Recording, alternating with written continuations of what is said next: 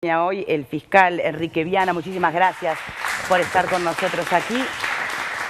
Y Álvaro Garcés, comisionado parlamentario del sistema carcelario. No se olviden que en realidad esta reforma tiene todo que ver en el gran marco o contexto de mejorar el sistema carcelario uruguayo, en el cual ya hemos tenido o recibido denuncias de organismos internacionales y demás. A ver, fiscal, ¿cuál es su trabajo según el Código de Proceso hoy? ¿Cuál sería el trabajo del fiscal? En el caso mío ninguno, porque yo soy fiscal civil. El tema es el siguiente, estamos yendo, a mi juicio, a un lado muy oscuro y muy negativo. Estamos sacando la Inquisición a los jueces. La Inquisición es la investigación de los crímenes, y se la estamos entregando a fiscales que van a actuar bajo órdenes de un fiscal general, ya no van a ser fiscales independientes, y que van a actuar en un recinto ajeno a los juzgados.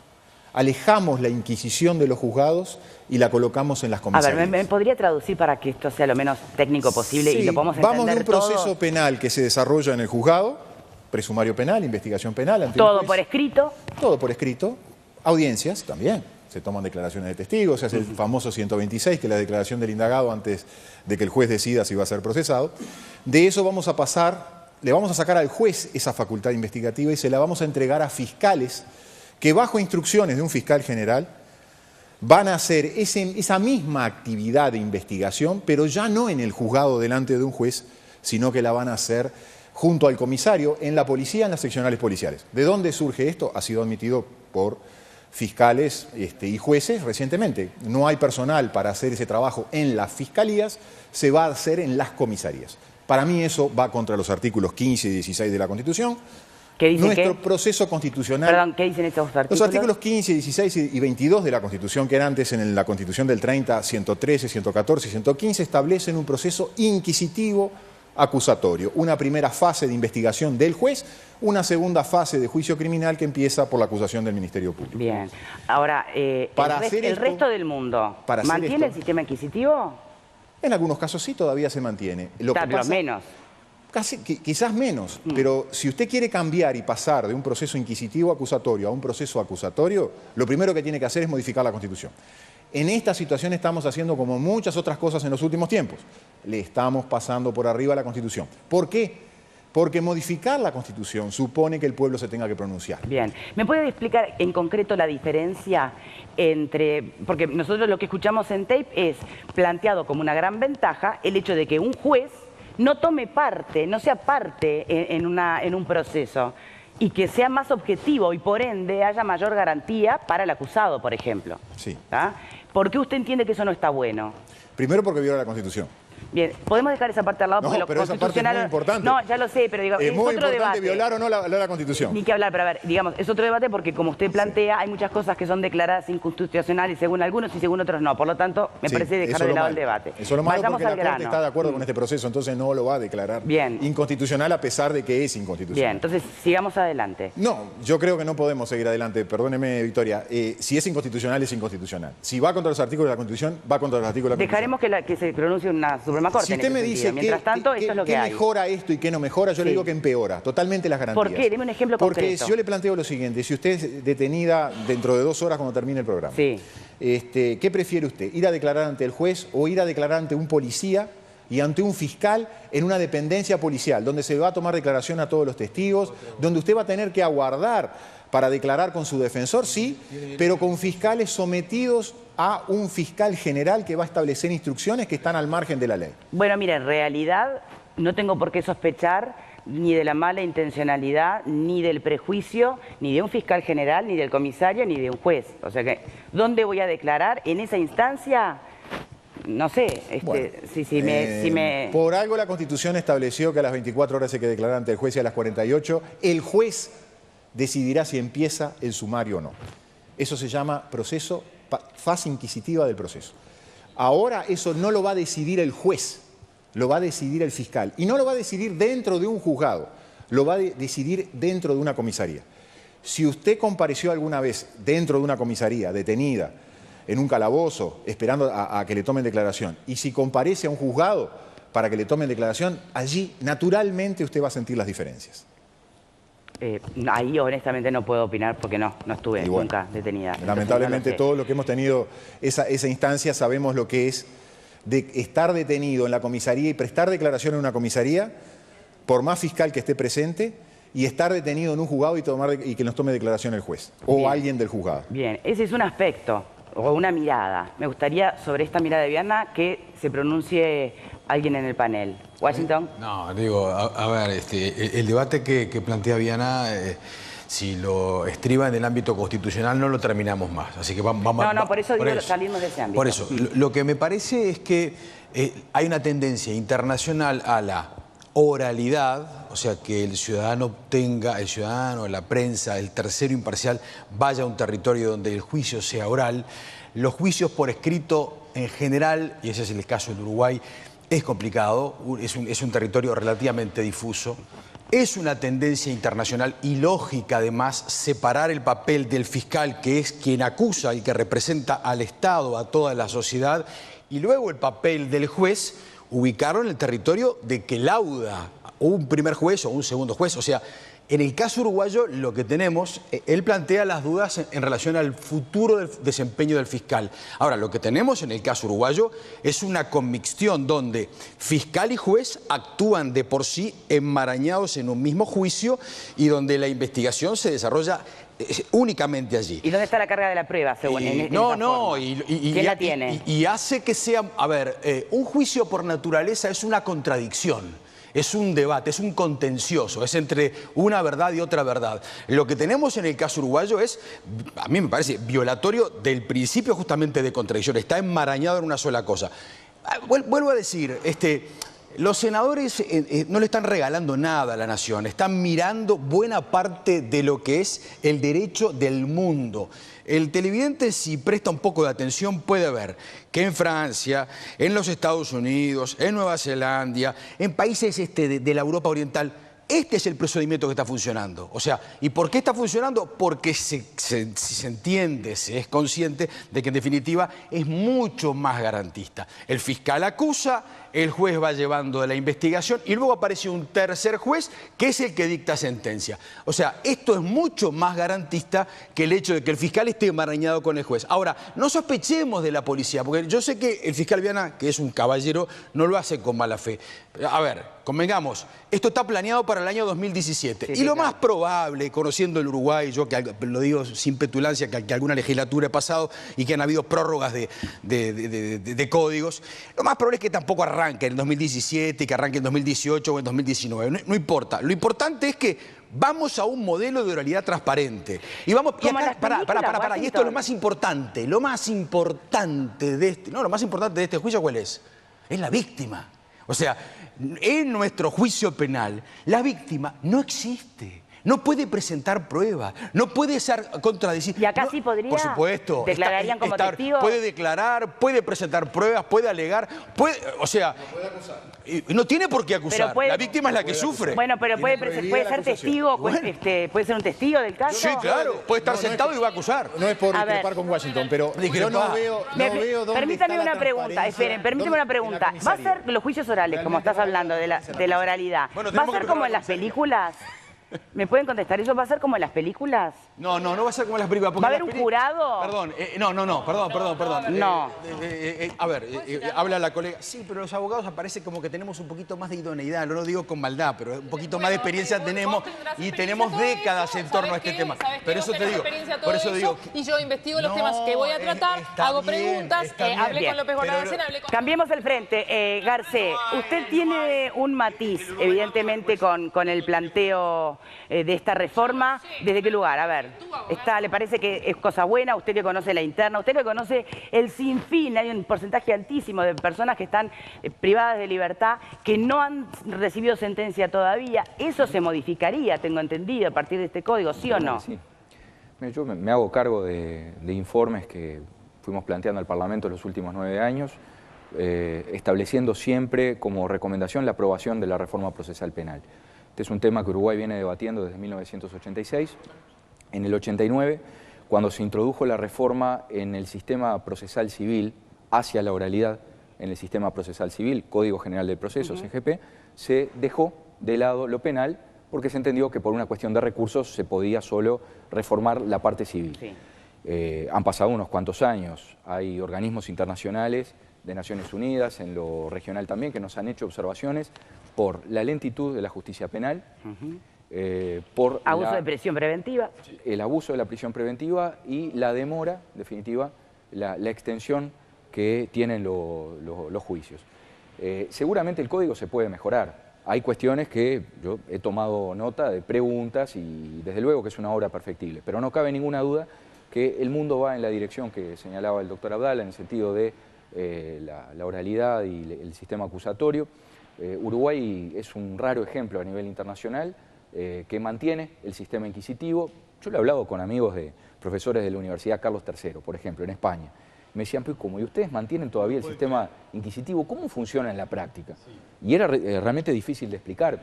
Es difícil de explicarle a un jurista extranjero cómo funciona hoy la investigación en una figura, en torno a la figura del juez, que concentra la investigación, que toma las decisiones, que procesa, que condena y que además después tiene que hacer la vigilancia de la ejecución de la pena. Lo que hay que hacer es justamente separar, desdoblar los roles, que cada uno haga lo que corresponde. Creo que en ese sentido lo que se ha notado de la participación de la víctima era algo largamente reclamado, en un proceso antiguo por su concepción, no tan antiguo por la fecha que fue votado, porque el código vigente actualmente es de 1980, pero la concepción es del siglo XIX, donde la víctima no tenía ningún tipo de participación. Esperemos que esto tenga como resultado la racionalización de la justicia penal. Yo creo que el planteo que hacía el doctor Viana en cuanto a el escenario, las comisarías, desde luego que esto va a requerir... Que es, perdón, que es, vamos para siempre bajar a tierra, es la primera etapa, ¿no? O sea, vos te roban, vas a la comisaría, te agarran, te acusan de robar y tenés que ir a declarar ahí. Yo creo que ahora no es así, no diga eso porque eso no es lo así. sé, pregunto cómo es. Sobre eso que no... Es distinto, es distinto. Ahora usted va a la comisaría y enseguida lo llevan al juzgado. Sí, pero... Ahora va a ir a la comisaría y lo interrogan en la comisaría. El fiscal. No, está bien, pero... El fiscal con el comisario hace la prueba. El defensor va a tener que pedirle la prueba a la contraparte sin un juez delante. Vamos a hacer procesos sin juez, contradictorios sin juez. Las primeras 24 horas. Sí, pero no se puede, perdón, yo creo que no se deroga... Las que se cocina todo, Washington. Pero a ver, perfectamente que en no esas se 24 un horas se proceso, resuelve en realidad, todo. el juez lo que va a hacer después es dar una sentencia con todas las pruebas sobre la mesa. Perdón, No. ¿Cómo no? No, el juez lo que va a dictar es el inicio del proceso, la formalización. Va a ser un juez de amén. El fiscal le lleva todo lo armado en la comisaría y se lo lleva y el juez de garantía lo llaman. Yo lo llamo juez de amén. Ajá.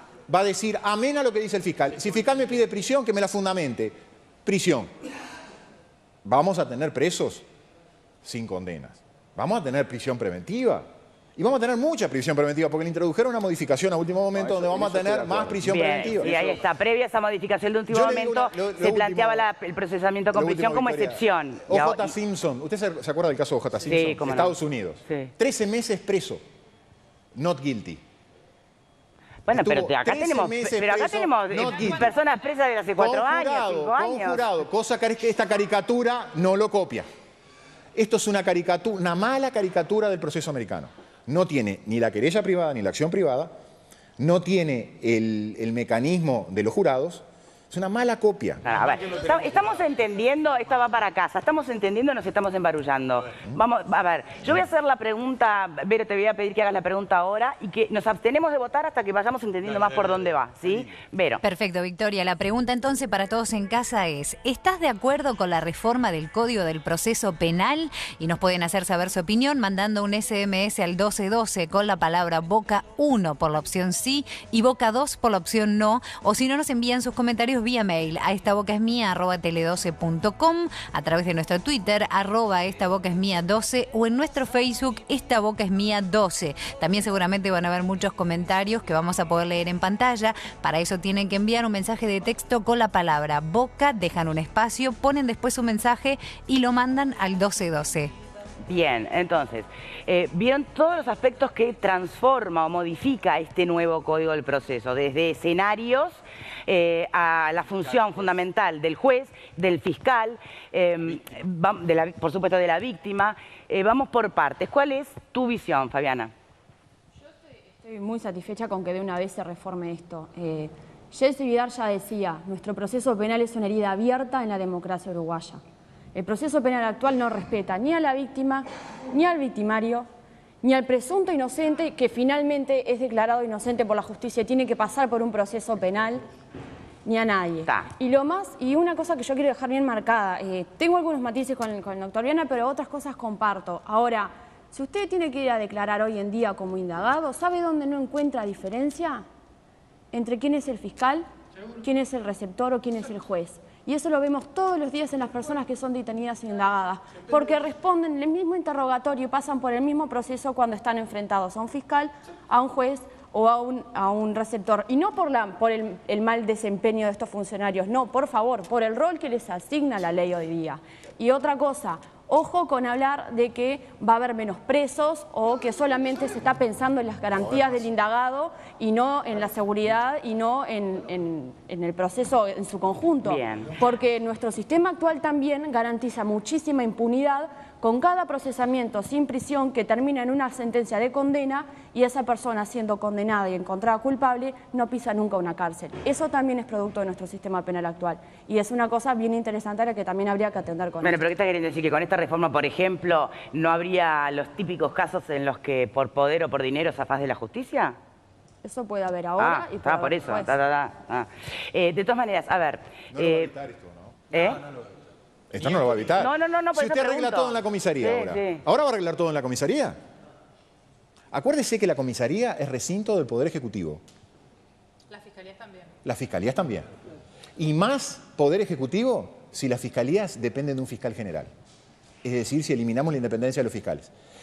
Sacamos la Inquisición de un juez imparcial e independiente y se la entregamos la Inquisición a un fiscal dependiente. ¿Por qué dependiente? Porque va a recibir instrucciones. A mí me gustaría que, eso mismo que usted acaba de explicar, Sí. Garcés, que conoces infinidad de casos, ¿podrías traducirlo a un caso concreto? Terminar la idea que yo estaba Sí. diciendo, pero bueno, ya pasó.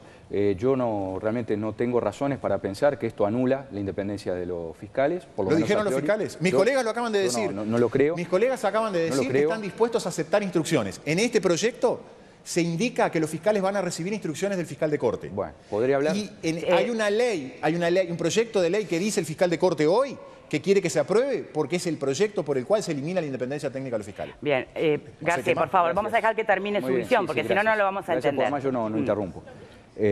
Con respecto al tema de la independencia, yo creo que la independencia de los magistrados, tanto del Poder Ejecutivo, Fiscalía, como del Poder Judicial, es una clave en la administración de justicia y en el Estado de Derecho. No tengo por qué suponer a priori que eso va a ser anulado.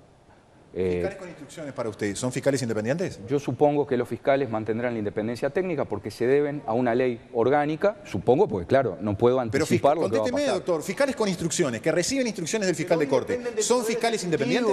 Pero hoy un fiscal Parto de la depende base del Poder que Ejecutivo y no van a- perdón que incida, a ver si nos entendemos. No tenemos por qué partir de la sospecha de que el fiscal que hoy depende del Poder Ejecutivo, mañana va a tener un cambio de comportamiento. No entiendo. Pues, además, son los mismos fiscales que en todo caso cambian de rol. Además, a ver, Fiscales que reciben Señores, instrucciones, ¿son ¿me permiten? independientes? Se está yendo Pero mucho ya lo es hoy ese técnico y nos problema. estamos perdiendo de bajarlo a tierra y de entender. Garcés, Diana, hagamos de cuenta que esto es un juicio oral y yo golpeo y digo silencio, porque si no los expulso. A ver, Garcés, usted conoce muchos casos. Por favor, traiga a tierra, ponga un caso de uno que esté en este momento procesado sin prisión, por ejemplo. ¿Cómo fue el recorrido para que termine ahí? ¿Y cómo sería el recorrido con este nuevo código? A ver. Bueno, actualmente la investigación se inicia en sede policial, se hace una primera fase, se elevan inmediatamente los antecedentes al juzgado. Pero bájelo tierra, ponga, no le digo nombre, pero no sé, me robaron. Ahí Fue a está. la policía, hizo la denuncia. Yo fui, hago la denuncia. Bien. Hay una primera fase de la investigación que es en la policía. Aparece un sospechoso. Sí. Lo detienen, Pepito. ¿Qué hace Pepito? Mientras Hay una tanto, ¿qué hago primera yo y qué hace declaración, Pepito? Hay una primera declaración, se hace un memorándum y se elevan los antecedentes al juzgado. Allí comienza un periodo que hoy es clave. Para en el mientras tanto, proceso. Pepito, ¿dónde está? Está momentáneamente en el carcelaje, en la Ajá. comisaría, y si el juez entiende que no hay razón para ponerlo libre, va al juzgado. Y en el juzgado continúa la indagatoria. La indagatoria en esas primeras horas es clave. Normalmente la prueba que se obtiene en los primeros días, en las primeras horas, es la que después define el proceso, aunque el proceso después sigue años. Y eso es absurdo. Es decir, la extensión del proceso no se justifica en la práctica porque lo que realmente incide es la primera fase, que a veces dura 24 o 48 horas. Bien. Luego hay toda una etapa de instrucción. Para, yo no aparezco más. A mí, yo la robada, no aparezco más en escena, ¿no? Y ya en el proceso actual, la denunciante, el que hace la denuncia, prácticamente ya no tiene más intervención. Sigue adelante en sede judicial. Allí lo que hay es una declaración o más declaraciones que las toma el receptor. Yo estoy de acuerdo con lo que decía la doctora. El receptor puede ser el fiscal, el juez, ¿quién más puede ser? El receptor como un asistente del juez, es el que está en la funcionario computadora, judicial, un administrativo. Bien. Entonces, hay allí una indagatoria hasta que se llega a la audiencia de ratificación. Se condensa todo en la audiencia del artículo 126 del Código del Proceso Penal, donde finalmente se toma la declaración en presencia del defensor. Lo que ocurre, lo que decía el doctor Abdala, que normalmente hay una especie de 2-1, donde la defensa queda relegada, donde el fiscal y el juez normalmente actúan en una misma dirección, en acuerdo, y le es muy difícil a la defensa poder incidir. Lo digo porque he sido defensor de oficio durante muchos años y si es por una cuestión de garantías, bueno, yo creo que eso hoy por hoy está vulnerando lo que son las garantías, lo que debe ser la igualdad de las partes en el proceso penal.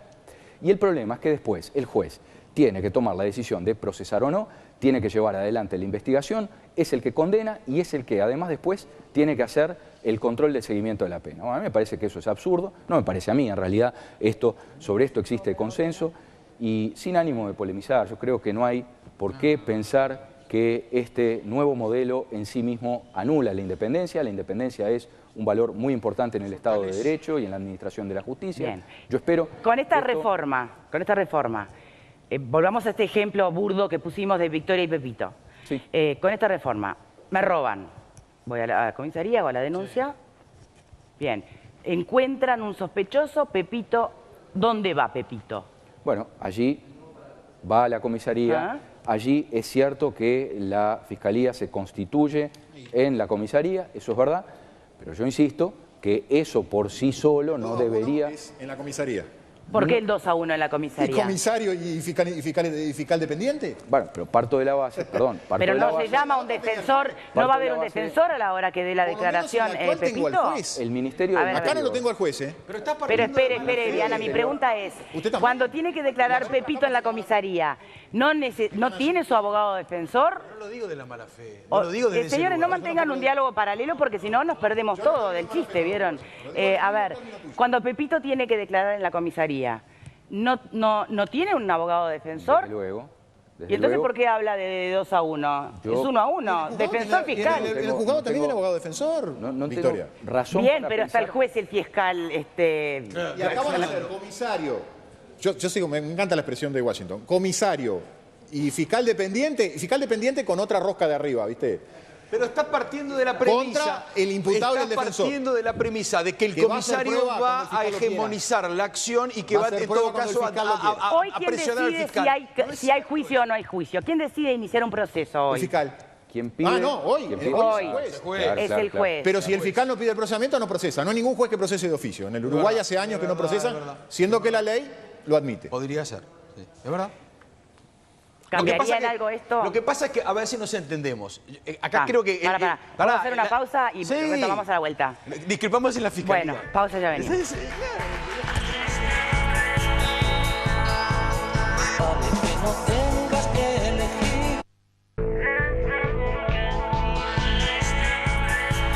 Este es un mensaje para vos antes de retomar, que por ahí tenés planes de mudarte. Bueno, te cuento que ahora podés comprar tu primera casa con el Fondo de Garantía de Créditos Hipotecarios. Podés financiar hasta el 90% de tu nueva vivienda hasta en 25 años. Agencia Nacional de Vivienda. Tenés que informarte por el teléfono 17217 o en www.anb.gov.uy. Retomamos el tema, exijo orden en la sala y me gustaría repasar algunos puntos. Pero antes, Eleonora. ¿Qué? No, que sí, que te expidas, porque en realidad cuando empezaste... Cuando empecé ya me olvidé qué tema estábamos hablando porque se dieron otras discusiones. En realidad, la verdad, ahora ya no me acuerdo ni de lo que iba a hablar. Así, te lo digo. Porque cuando vos empezás a hablar y te dicen que no puedes hablar porque vos no sos abogado, bueno, está, ya está.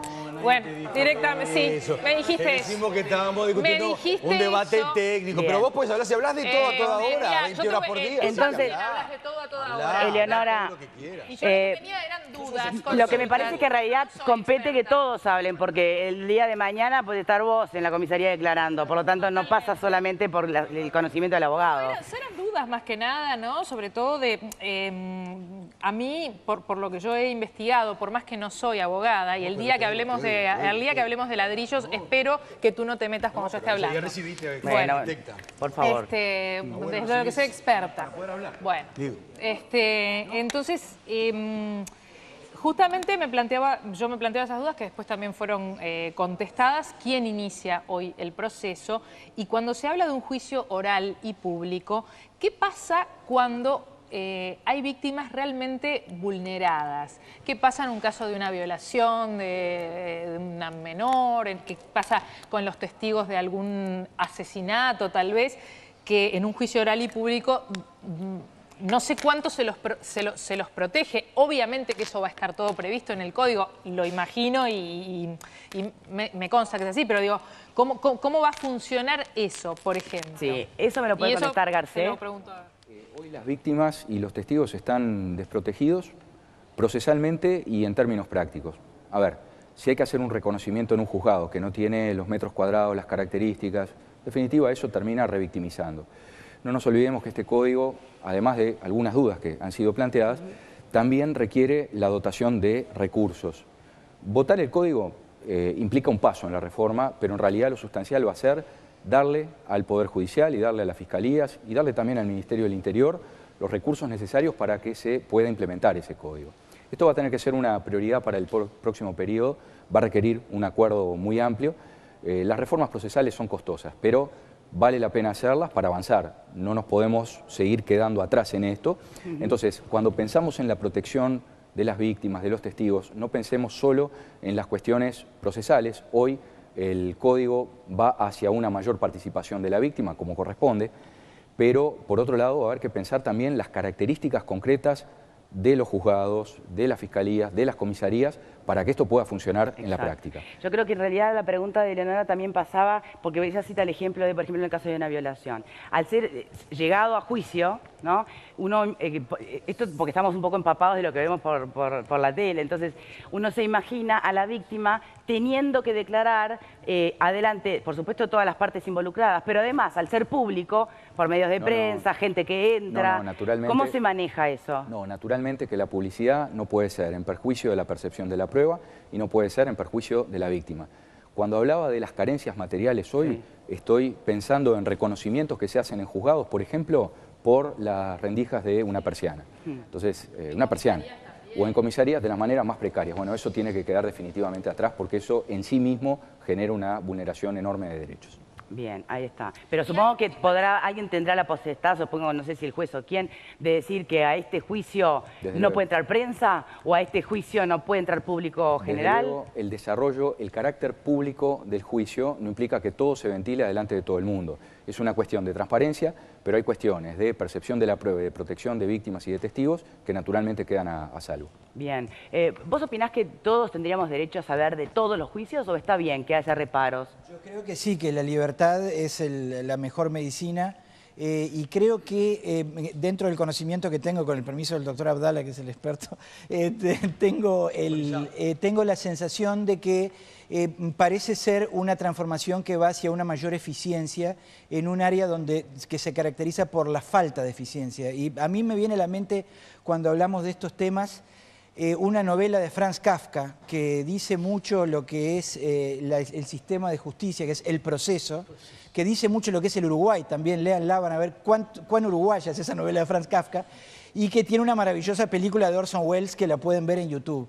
La verdad es que el sistema de justicia, cuando cuando se estructura en una especie de administración imposible, en caminos tortuosos, difíciles, extensos y muy privados, realmente pasa lo malo y muchas veces decimos, yo me muevo mucho en el ámbito de las empresas por mi profesión y muchas veces la sensación que tienen la gente emprendedora de este país es que el sistema judicial no es suficientemente protector de las necesidades de actividades, por ejemplo, empresariales que tienen que funcionar con otro dinamismo, con otra...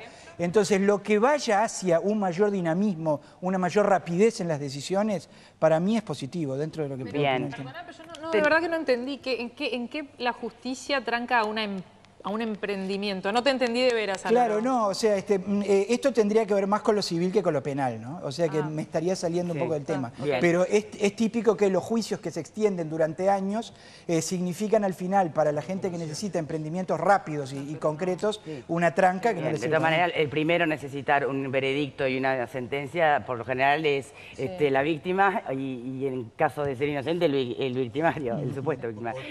Fabiana Goyeneche.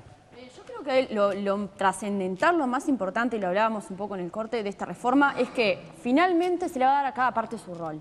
Y yo lo contaba así, hoy día, si uno tiene que ir al juzgado, trabajan de alguna manera en equipo policía, fiscalía y juez. ¿En qué sentido? Que entre los tres son los que recogen la prueba, los que deciden si hay un caso para armar, los que deciden si hay un sospechoso y si hay que iniciar un juicio. Y luego de que por ese proceso participaron los tres y del otro lado tuvieron al defensor, ese mismo juez es el que tiene que decidir imparcialmente si esa persona es responsable. Fíjate que hasta ahí vos lo que estás planteando es un juez que en realidad, y nadie está hablando de dolo o de mala intención, pero en su cabeza está buscando las pruebas para acusar a la persona, por lo tanto... En ese rol. No hablo en absoluto ni de falta ni de criterio ni de transparencia de los jueces, sino... Con este cambio, ese juez sería otro.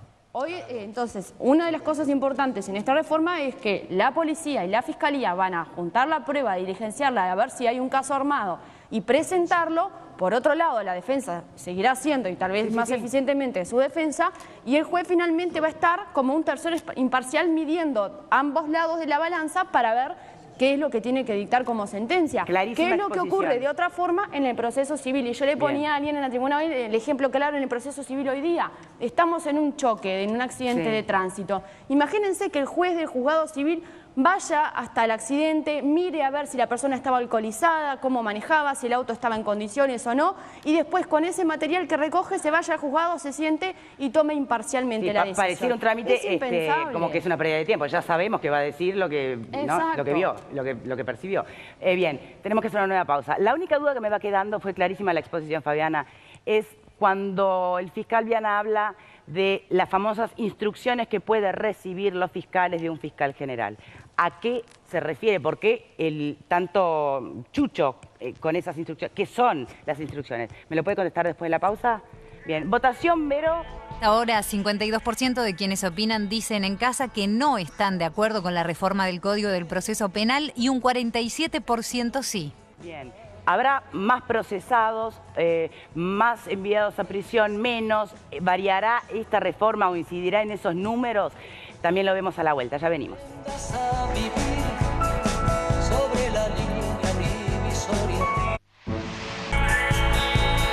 Bien, nos quedan los últimos minutos. Su gran planteo en este matizo, en este debate, usted lo hace a través de la figura de las instrucciones que pueden recibir los fiscales por parte de un fiscal general. Primero, ¿qué serían instrucciones? Órdenes, mandatos. Mételo acá, ¿no? Formas de actuación. Actúa de esta manera, actúa de la otra. Consultame antes de decidir. Pueden ser una cantidad. Es un cheque en blanco. Cuando la ley establece que el fiscal de corte va a poder dar instrucciones, es un cheque en blanco. El que va a llenar el cheque en blanco no es el legislador, ni siquiera el Poder Ejecutivo. Va a ser ese fiscal de corte. Bien, pero de todas maneras el fiscal de corte lo que hará es suministrar las pruebas, pero después la decisión la va a tener un juez imparcial. Sí, pero no tenemos fiscales independientes. ¿Independientes de quién? ¿Independientes de quién? Y los fiscales hoy somos independientes, por el artículo 168, número 13 de la Constitución, somos independientes. Les guste o no les guste. Lo que se quiere es eliminar la independencia de los fiscales. La independencia de los fiscales no, pero es una manera de mirarlo. Otra forma es, lo que se quiere eliminar es el 2-1 en realidad, y que haya más garantías. El 2-1 no tiene nada que ver con la independencia de los fiscales. Es una forma de verlo. Verdad, me contestó la pregunta, bien, gracias. Sí, pero vamos a aclarar. Que se le dé instrucciones a los fiscales es darle órdenes a los fiscales. Dejan de ser independientes. Pasan a ser dependientes de lo que diga el fiscal de corte o el fiscal general o San Cono. Bien. Garcés, otro de los temas en discusión, está bueno porque van quedando, por supuesto no hay consenso en algunos puntos, pero va quedando la información y después cada uno en casa también puede sacar sus conclusiones. Garcés, otra de las cosas que forman parte del dimes y diretes es que va a haber más presos, menos presos. Un artículo en concreto hablaba de este proyecto de reforma de que la prisión preventiva, por lo cual hemos sido ya observados internacionalmente, iba a ser una excepción. Ahora, ese artículo se modifica para que el juez pueda decir, bueno, a ver, no, dependerá ni que hablar si es alarma pública, ni que hablar si se entiende que es peligroso. Bueno, entonces en la realidad, ¿habrá más presos, menos presos procesados sin prisión? Francamente no sé si va a haber más o menos por esta causa. Lo que me queda claro es que a partir de esa enmienda final no bajaría la cantidad de personas en prisión preventiva. Y eso sí es un aspecto, sobre todo porque fue una enmienda a último momento en el trámite parlamentario. Creo que eso da una versión final que era preferible lo anterior antes de esa enmienda. El problema de la Administración de Justicia Penal en Uruguay no es solo la lentitud de los juicios, la cantidad, la proporción de personas que están procesados sobre los penados, sino también el abuso de la prisión preventiva, el exceso. La prisión preventiva es un mecanismo de tipo cautelar, asegurativo, que se debe utilizar en determinados casos, cuando hay peligro de fuga, cuando hay peligro de comisión de nuevos delitos, cuando hay peligro de sustracción al proceso penal. Pero con la norma que se introdujo da la sensación que la excepcionalidad que se pretendía ahora se mantiene como regla. O sea que ese sería una área que hay que seguir trabajando para más adelante. Ese es un aspecto donde seguramente va a haber que trabajar y donde se requerirá que se revise la política criminal, porque si no seguimos tropezando con el mismo problema. ¿Y este nuevo proceso avanzará en el aspecto de la cantidad de procesados sin sentencia o eso tampoco va a variar? No escuché. ¿Va a haber alguna incidencia con este nuevo código de proceso en la cantidad de procesados sin sentencia? Yo espero que sí, en la medida en que los juicios se desarrollen más rápido, que la Administración de Justicia sea más eficaz. Tiene unos plazos, perdón, si usted me permite. Sí, y reflexión final. No, ahí va, tiene unos plazos menores, me parece que, a ver, los plazos para dictar sentencia son más cortos, pero algo muy importante, Victoria. Cuando estamos hablando del proceso penal, estamos hablando de que hay alguien que tiene derecho o no a quitarte la libertad. Entonces, cuanto más seamos para ver cómo se hace la administración de esa libertad o no que se le cercena a un tipo, es mejor, es más garantías. Yo creo que con este procedimiento, que ojalá sea para el 2017 y termino con esto, mucha cosa que nos resulta vidriosa, oscura en el juicio penal, que decimos, este sale por tal cosa o por tal otra, va a empezar a terminar. Me pregunto si también va a colaborar. Vieron que muchas veces algo que hacemos, que está muy mal la prensa, es, somos los primeros en mandar el titular, fulanito es procesado, o lo acusan de tal cosa. Resulta que después el juicio lo declara inocente, pero no sacamos el titular, fulanito era inocente. ¿Esto va a cambiar con este nuevo código de proceso? Y esperemos que sí, en la medida que haya publicidad y que se sepa realmente qué fue lo que pasó en el juicio. Bien, perfecto. ¿Alguien más quiere decir algo? Pero nos tenemos que despedir. Sí, ¿sabe? Repetir lo que acabo de escuchar hoy en la tribuna, que creo que es la expresión más clara de toda esta discusión, y es que con esta reforma de proceso lo que hay es un mejor reparto de poder, que al fin y al cabo de eso se trata la democracia, y creo que por eso no tenemos que conformarnos y tomarlos como la panacea, pero esta reforma es necesaria. Bien. Como siempre, habrá que esperar para ver cómo esto se implementa, si de la mejor manera. Ahí está. Fiscal Viana. No, simplemente algo, lo iba a despedir, en realidad lo iba a despedir, pero bueno. ¿Sabe cuánto puede retener el fiscal en esa investigación? ¿Cuánto tiempo puede retenerla en su comisaría, en su fiscalía constituida en la comisaría? 2 años. ¿Según cuándo? ¿Según este o el nuevo? Entonces, los chanchullos, que ahora no sabemos y no lo sabemos explicar y no lo sabemos entender, Porque hay que poner la cara para aguantar un año con una cosa así, ¿eh?